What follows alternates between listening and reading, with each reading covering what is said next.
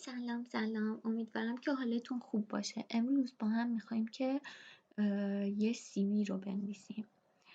اولین کار که شما باید انجام بدید اینه که تعیین کنید برای اروپا میخواید سیوی رو بفرستید یا آمریکا. آمریکا و کانادا سیوی که مد نظرشونه و بیشتر پروفشنال سیاه‌سفیده و عکسم نذارید قدرت سیوی بیشتره. در حالی که توی اروپا تمپلیتی که باید انتخاب بکنید و چیزی که باید بنویسید یه سیوی رنگیه با عکس. ولی خب باید توجه داشته باشید که این سیوی رو میخواید برای کجا بفرستید. اگه دانشگاه و محیط آکادمیکه یا برای کار میخواید اقدام کنید و یه چیز رسمیه، خب از گل و حباب و عکس روی عکستون نباید استفاده کنید. مثلا یه سیوی برای دانشگاه ما فرستاده بودن که همه استادا اصلا کاندیدای مورد نظر رو مد نظر قرار نداده بودن، فقط داشتن شوخی میکردند و اصلا درخواستی که داده بود و جدی نگرفتن، برای اینکه برای عکس بر خودش گوش گذاشته بود. یعنی از این گوش شکل موش و اینا فیلتر اون رو انتخاب کرده بود، یا اینکه روی عکس یکی دیگه از بچه‌ها حباب بود با فیلترهای مخصوص عکس گرفته بود. خب این نشون میده که طرفی که میخواد بر مستر یا دکترا اقدام کنه یا میخواد کار کنه فرد جدی نیست و قطعا توی جلسه سمینار یا هر چیزی روی این نمیشه حساب کرد. پس سیویتون از عکسی که انتخاب میکنید میتونه رد بشه. اصلا شاید کسی که داره بررسیش میکنه اونقدر وقت نداشته باشه که همه سیوی رو نگاه بکنه، میتونه از همون دید اول چند تا سیوی رو رد کنه. عکسش مناسب نیست، لباسی که گرفته باهاش لباس فرمالی نیست، یا ژستی که گرفته خیلی بچگونه است. خب این نکاتیه که باید توجه کنید. پس اولین کار اینه که تعیین کنید که بر اروپا میخواید بفرستید یا آمریکا، که سیویتون رنگی باشه یا سیاه‌سفید، با عکس باشه یا بدون عکس. بعدش میایم تمپلیت انتخاب میکنیم. یه چیز رسمی اگه بخواید، اگه میخواید که خیلی خوشگل و چیز باشه، میتونید از تمپلیت های کنوا استفاده کنید. همونطور که گفتم برای چیز رسمی نمیایم مثلا گل انتخاب بکنیم چون اصلا رسمی نیست. بستگی داره به خودتون چقدر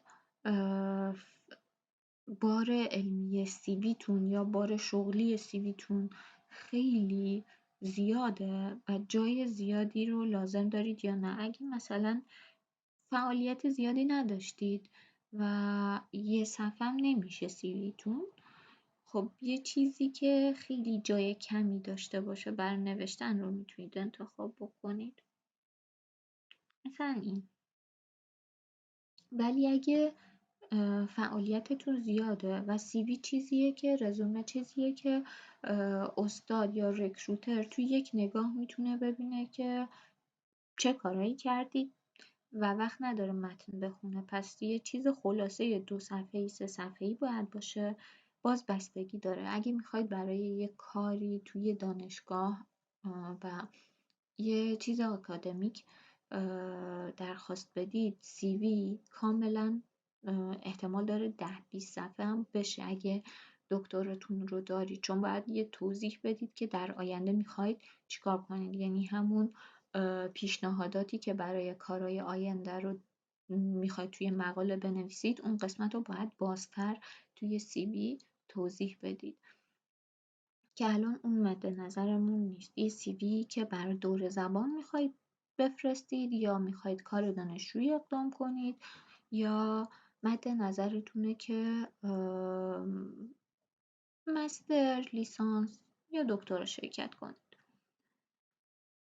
این یکی از آپشن هاست. شما میایید انتخاب میکنید سیوی رو که مد نظرتونه و بعدش پر میکنید مشخصاتی رو که دارید. فقط بعضی از سایت ها نوشتن که رایگان سیوی ولی وقتی همه مشخصات رو پر کردید ازتون میخواد که یه مبلغ خیلی کمی رو پرداخت کنید. اگه هنوز اینجا نیستید، یورو حسابی ندارید که توش یورو باشه و بخواید پرداخت کنید، پس از اون سایت ها استفاده نکنید بهتره، چون خیلی وقت میذارید که مشخصات رو پر کنید و در آخر هم نمیتونید CV رو دانلود کنید. آپشن دیگه ای که کاملا رایگانه، به یکم کدنویسی نیازه. CV های تمپلیت های CVه که میتونید توی لاتک دانلود کنید. مثلا اینجا من زدم CV لاتک، میاد به هم CV هایی که هست رو نشون میده. خب همونطور که گفتم، کسی که خیلی فعالیت تحقیقاتی داشته، مقاله داشته، دانشگاه‌های زیادی برای کنفرانس و سمینار رفته، یه همچین تمپلیتی رو باید انتخاب بکنه که جای بیشتری بر نوشتن داره. افرادی هم که فعالیت علمیشون کمه، اگه بر دانشگاه میخوان اپلای کنن، میتونن از همچین تمپلیتی که خیلی خلاصه است و توی یه صفحه میشه همه چیز رو دید استفاده کنن. اینا هم توجه داشته باشید که نوشتن CV خیلی آسان تر از موتیویشن لتر، برای اینکه برای موتیویشن لتر شما باید توجه کنید که بر چه استادی میفرستید، روی چه پروژه‌ای قراره کار کنید، کجا باید کار کنید، قبلش یه سری وبسایت مربوط به اون شرکت رو بررسی کنید ببینید هدفش چیه. پس هر موتیویشنی مخصوص اون دانشگاه یا اون رشته یا اون استاد باید نوشته باشه.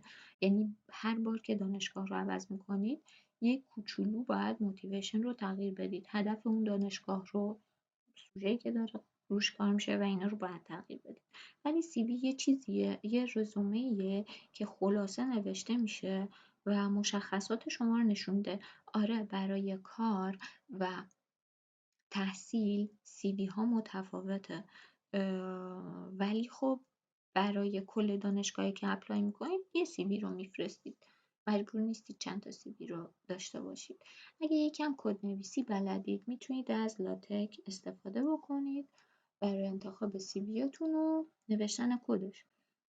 اگه هم هیچ کدوم راحت نیست براتون، نه کانوا نه لاتک، میتونید توی ورد به صورت ساده چیزی رو که میخواید بنویسید و یکم بیاید بهش تنوع بدید. حالا چجوری و به چه نکاتی باید توجه بکنید؟ تو این قسمت من یه CV ساده رو انتخاب کردم، با هم فرمت فرانسه و انگلیسیش رو چک میکنیم.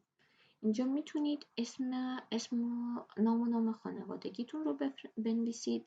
زیرش اگه لیسانس دارید، مستر دارید، آخرین مدرکی که دارید چیه.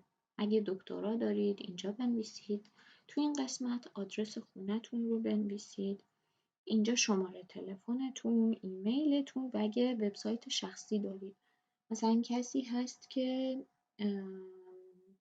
دکتراش رو داره، بعد گوگل سایت زده برای خودش یا سایت شخصی زده که توش رزومه رو بذاره، میتونه اینجا آدرس سایتش رو بذاره و این قسمت هم عکس خودش رو میذاره. CV که برای دانشگاه قطعا اولین چیزی که باید باشه education یا همون آموزشه. شما لیسانستون رو کجا این قسمت حتما اولش سال رو مشخص کنید که از چه سالی تا چه سالی شما درس خوندید. بنویسید که بر چی بوده، مثلا لیسانس بوده یا هر چیزی تو این قسمت بنویسید و توی کدوم دانشگاه بوده. نمره های ما معمولاً از 20 بر همین GPA رو مینویسید اونقدر از 20. هر دو رو بنویسید. بر اروپا که اوکیه، معمولا نمره ها از 20، ولی اگه برای آمریکا و کانادا است، خواستید میتونید تبدیل کنید، نخواستیدم میتونید همون روی 20 بذارید، یعنی یه سلش و 20 رو بذارید بر GPA که معدلتون هم مشخص بشه. برخلاف ایران که حتما معدلا 18 19 20 باید باشه که معدل عادیه، توی فرانسه معدل های 13 تا 20 معدل های نرمالیه. خب دانشجوی عادی نیست، ولی خب گرفتن نمره هایی مثل 18 19 20 هم کار هر کسی نیست، چون استادا خیلی متفاوت نمره میدن. مثلا اگه زیاد بنویسید نمره کم میشه، یا اگه چون میگن که سوال رو درک نکردی، کم بنویسید بازم نمره کم میشه، بازم سوال رو درک نکردی و جواب سوال رو ندادی. اگه سوال رو تکرار کنید بازم نمره کم میشه، چون که سوال رو نفهمیدید و تکرار کردید، همون اول استاد نمیخونه و صفر میده. پس بر همین یه چیز عادی، بعضی از اساتید هم غلط املایی رو نمره کم میکنن. پس یه چیز عادیه که معدل خیلی بالا نباشه، پس ناامید نشید اگه معدلتون زیاد نیست. چیز دیگه ای که مهمه، دانشگاه دولتی و آزاد و اینا رو، خب اینجا فرقشون رو شاید بیشتر دانشگاه ها ندونن، یا کسی که داره پروندهتون رو بررسی میکنه شاید اصلا از شرایط کشور ما خبر نداشته باشه و ندونه فرق این سری دانشگاه ها چیه. بر همین اصلا مهم نیست اگه دانشگاه آزاد درس خوندید یا هر جای دیگه. اینجا پس می‌نویسید که چه سالی چه دانشگاهی درس خوندید و معدلتون چند بوده، اگه پروژه مستر هست روی چه موضوعی بوده، با کی بوده، یعنی سوپروایزرتون کیه، و اینا رو می‌نویسید. اگه دارید CV کاری می‌نویسید، اولین چیزی که باید بیاید بنویسید تجربیات کاریتون هست. بعدش اگه کار کردید، یه جایی کار کردید یا اینترنشیپ بوده، یا مثلا کارآموزی یه جایی بودید، یا ریویور مجله‌ای بودید، یا تجربه کاری دارید، میتونید اینا رو تو این قسمت بنویسید. قسمت بعدی اون CV برای تحصیله، برای کار نیست، برای همین بیشتر روی تحصیل مانور داده شده. قسمت بعدی اگه مقاله‌ای دارید، از چه سالی بوده، با کی بوده، توی چه مجله‌ای چاپ شده، شماره صفحش چیه، تاریخش و کل سایتیشنی که توی گوگل سکولار میتونید پیدا کنید و پیدا کنید اینجا بذارید. اگه ورکینگ پیپر دارید میتونید بذارید. اگه کنفرانس و ورکشاپ و سمینار شرکت کردید میتونید این قسمت بذارید. جدا جدا براشون عنوان انتخاب کنید. کنفرانس ها رو یه جا بذارید، ورکشاپ ها رو یه جا و سمینارها رو یه جا. اگه ریسرچ اکسپریانس دارید، یعنی اگه مثلا یه پروژه‌ای رو کار کردید، یه جایی میتونید بنویسید که از چه سالی کار کردید، روی چه موضوعی بوده، کجا چاپ شده، مثلا سازمان برنامه بودجه یا هر چیزی مینویسید. و اگه سرپرست پروژه بوده، فردی بوده، میتونید بنویسید. نرم افزارهایی رو که بلدید میتونید بنویسید. خب مثلا آفیس رو معمولا نمینویسن، چون اگه سیویتون اونقدر پر نیست میتونید آفیس هم بنویسید، ولی آفیس حداقل چیزیه که الان کسی میتونه بلد باشه. ورد و اکسل و پاورپوینت و اونا رو نمینویسن، ولی مثلا اگه لاتک بلدید یا نرم افزارهایی مثل، من نرم افزارهای رشته‌های دیگر رو نمیدونم، ولی خب مثلا اگه آر و پایتون و ساس و اینا رو بلدید میتونید اینجا بنویسید. چند تا زبان بلدید. بعضی از افراد دوست دارن بنویسن چه سطحی هستن توی زبان. اگه دوست دارید میتونید بنویسید، میتونید هم ننویسید، همینجوری پشت سر هم بنویسید که چند تا زبان بلدید. اگه جایزه چیزی بردید میتونید بیانش کنید. اگه استعداد درخشان بودید یا مقالتون یه جا اول شده یا بورسیه چیزی دارید میتونید این قسمت بنویسید. اگه فعالیت‌های داوطلبانه داشتید، برای یه جایی کار کردید رایگان، توی یک سازمان انسان دوستانه‌ای فعالیت داشتید، میتونید این قسمت فعالیتاتون رو چه سالی بوده، چی کار کردید، کدوم سازمان بوده بنویسید. این قسمت مهمه. شما به چی معروفید؟ آن تایم بودن، سخت کوش بودن، چه ویژگی دارید؟ این قسمت همشو بنویسید. بعدی اون چه تفریحاتی دارید؟ اینم مهمه برای اینکه اون استاده یا اون کسی که میخواد شما رو استخدام کنه بدونه که شما فقط سرتون توی کتاب نبوده، یعنی فقط کار نکردید، یکم هم برای خودتون وقت دارید، یه چیزای دیگه هم براتون مهمه، فقط ربات نیستید، یعنی براتون روابط اجتماعی مهمه. میتونید این رو بنویسید چون که outgoing هستید، یعنی با دوستاتون دوست دارید برید بیرون وقت بگذرونید. این نشون میده شما اجتماعی هستید و برای کنفرانس ها و اینا خب جالب تره اگه دانشجویی رو داشته باشن، دانشجوی دکترایی که اجتماعی باشه و بتونه خوب قدرت بیانش خوب باشه و خوب ارتباط برقرار بکنه. یا اگه مثلا روی کارتون ثابت هستید، یعنی تصمیماتتون خیلی عوض نمیشه، این شاید، و یا اینکه خیلی برنامه ریزی های دقیقی دارید، میتونید این ویژگی ها رو بنویسید. یا ویژگی های مثبتی در کل که توی خودتون میبینید رو میتونید اضافه کنید توی استرینگ، ولی توی هابیت مثلا دوچرخه سواری میرید یا شنا یا هر چیزی که نشون بده شما انسانی هستید که به سلامتتون هم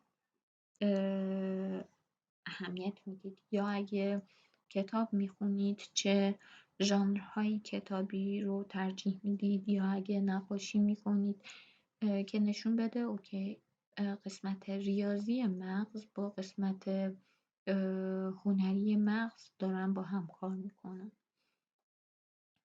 و هر سرگرمی دیگه‌ای که دارید. و آخر سر افرادی که شما به عنوان رفرنس انتخاب میکنید، استادی که میدونید اگه این اسمش رو بنویسم، اگه ازش بهش ایمیل دادن، ازش چیزی پرسیدن راجع به من، چیز بدی نمیگه. اگه از استاد مطمئن هستید بنویسید. گاهی مثلا حداقل 2 تا بنویسید. گاهی مثلا استاد پایان نامه است ولی من رابطه خوبی باهاش نداشتم، خب نباید اسمشو بنویسم، چون که قطعا اگه دانشگاه بهش ایمیل بده چیز خوبی شاید راجبم نگه و این بر من بد میشه. افرادی رو انتخاب کنید که باهاشون قبلا کار کردید، چه توی مقاله یا کار کردید، یعنی برای جاب افراد رو باید انتخاب بکنید که باهاشون کار شده توی اون سازمان یا هر چیزی و راجبتون دید مثبتی دارن. اینها رو انتخاب میکنید و مینویسید. اگه دوست داشتید و جا بود، چون الان مثلا سی وی که اینجا هست خیلی طولانیه، برای مثلا برای کسی که بخواد برای مستر یا لیسانس اقدام بکنه یا دوره زبان، این سی وی مناسبی نیست. سی وی که 4 صفحه است، ولی برای یه دانشجویی که مثلا دکتراست یا دکتراش تموم شده میخواد برای پست داک شرکت بکنه، سی وی خوبیه. حتی تعداد صفحات هم کم هست، چون که گفتیم باید فرد ریسرچ رو پیوست بده. تحقیقات آیندهش رو 3-4 پاراگراف راجبش بنویسه. اگه نه سیویتون 1 صفحه است، جا دارید میتونید یه خلاصه کوچولو مثلا 200-300 لغتی اینجا راجب خودتون، بیوگرافی خودتون رو بنویسید اگه دوست دارید و جا هم هست، چیز ضروری نیست.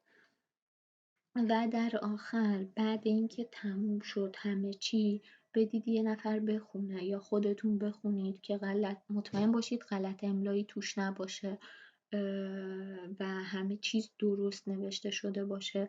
اسمها اگه اسم پروفسوری رو نوشتید بشه تو اینترنت سرچش کرد، چیزی نباشه، غلط نوشتاری اسم توش نباشه.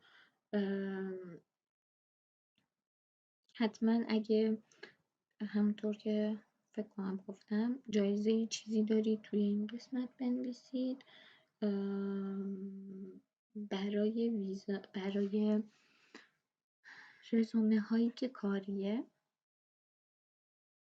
مدرک تحصیلی مهمه، ولی خب میتونید دوم بنویسیدش. اولین چیز که مهمه تجربه کاری شماست. بنویسید چه سالی کار کردید، کجا کار کردید، چه شرکتی بوده، رئیستون اگه اسمش رو خیلی مشهوره و میدونید، اینا رو بنویسید و وظیفه‌ای که به شما محول شده چی بوده. مثلا اگه درس دادید توی دانشگاه به چه زبانی درس دادید، بر چه استادی، مثلا تیچر اسیستنت بودید یا هرچی، اونا رو بنویسید. این قسمت باید اول آورده بشه و بعد تحصیل آورده بشه. و این که هدف نوشتن CV هم متفاوته. وقتی برای کار می‌نویسید باید بیشتر مانورتون روی تجربیات کاریتون باشه، چیزایی که صفاتی که به کار ربط داره رو به کار ببرید، شما رو به عنوان چی میشناسن سر کار. و وقتی برای دانشگاه بیشتر استفاده دانشگاهی رو استفاده کنید و باید بیشتر روی بحث تحصیلتون مانور بدید. حتما زبانی که استفاده میشه باید زبان رسمی باشه و مختصر و خلاصه نوشته بشه، چون که اولین چیزی که باز میشه رزومه است. اگه رزومه طولانی باشه بعدش مهم نیست که چیزی که توی موتیویشن لتر نوشتید چقدر خوبه، مثلا شاید اون استاده وقت نکنه نگاش کنه، همون توی دید بعدی حذف بشه. و چیزی که توی موتیویشن نوشته میشه باید با چیزی که توی CV متفاوت باشه. خب چون استاد CV رو داره یا رکروتر CV رو داره، اینکه شما بخواید همون چیزایی رو که توی CV نوشتید دوباره توی موتیویشن لتر تکرار کنید چیز جالبی نیست. مثلا یه چیزی رو اینجا نوشتید توی دانشگاه، مثلا روی پروژه فلان کار کردید، این ربط داره به موضوعی که میخواید راجبش کار کنید. میتونید اینو بیایید بست بدید، مثال بیارید، بزرگش کنید توی موتیویشن، چون توی CV خلاصه است و نمیشه آوردش. ولی اینکه همه CV رو کپی پیست کنید توی موتیویشن چیز جالبی نمیشه.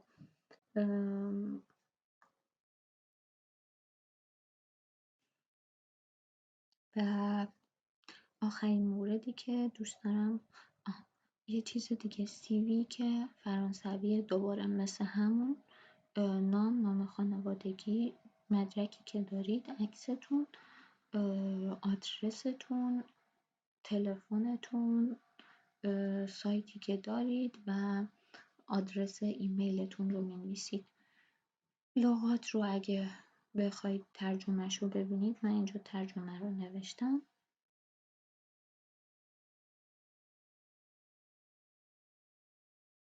میتونید چک کنید. همونه، فقط انگلیسی رو به فرانسه تبدیل کرد. چیز دیگه ای که مهمه، ویدیوی قبل راجع به موتیویشن حرف زدیم، ولی موتیویشنی که به فرانسه نوشته میشه یه سری ویژگی هایی داره که با موتیویشن انگلیسی متفاوته. پس اگه برای کار میخواید اقدام بکنید، این موتیویشن رو به این فرمت تغییر بدید. یعنی همون چیزی که گفتیم اونور به این فرمت تغییر بدید. اول اینکه توی این قسمت یک، این قسمت بالای نامه، سمت چپ و بالا شما میاید مشخصات خودتون، آدرسی که هست، شهری که هستید، اینا رو می‌نویسید.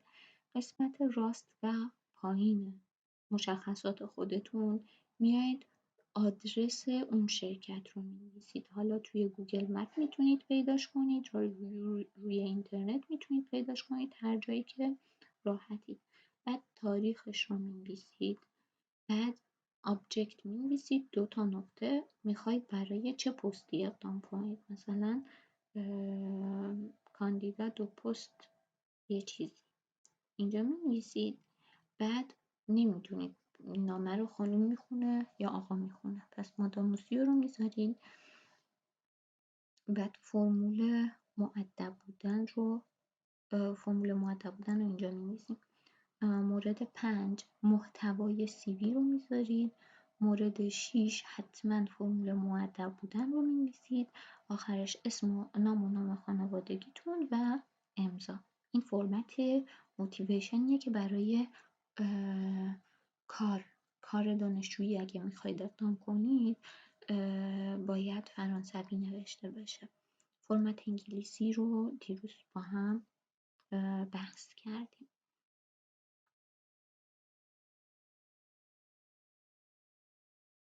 چیز دیگه‌ای که شاید براتون جالب باشه اینجا،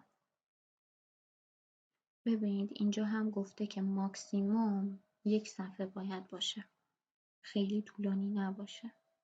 توی قسمتی که مشخصات خودتون رو باید بنویسید، اون بالا قسمت چپ، فامیلتون، اسم خانوادگیتون. بچه‌ها توجه داشته باشید که توی فرانسه وقتی که فامیلتون رو می‌نویسید با حروف بزرگ، یعنی همش رو کپیتال می‌نویسید.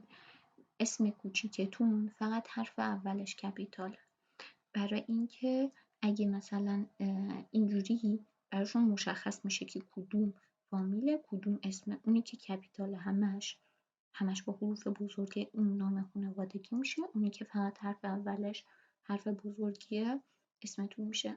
آدرستون، آدرس محل اقامتتون، شماره تلفن و ایمیلتون رو می‌نویسید.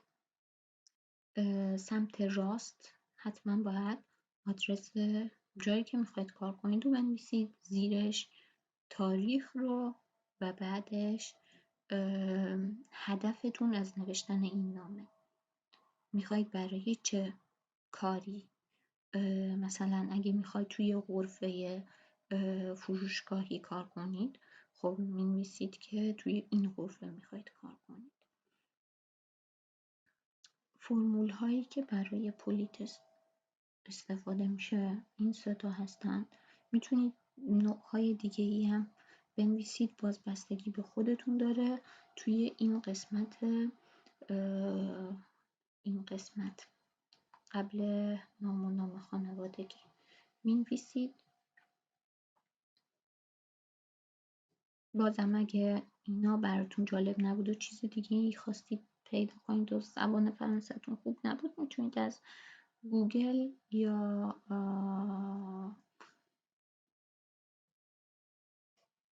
استفاده کنید، از گوگل یا چت جی پی تی.